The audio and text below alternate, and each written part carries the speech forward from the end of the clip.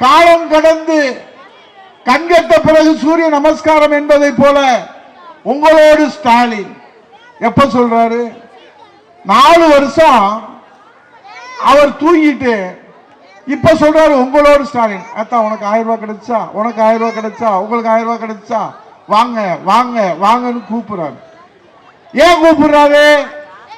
அங்க basement weak ஆயிடுச்சு. ஆட்சியின் மீது மக்கள் கடும் கோபம் ஆயிட்டாங்க.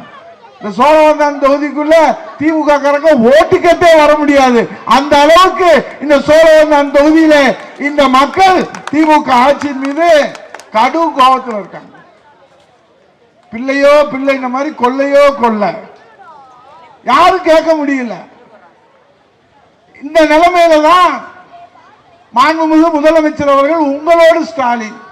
அப்ப 4 வருஷம் எங்க போனீங்க ஸ்டாலின் என்று இந்த மக்கள் கேட்கிறாங்க.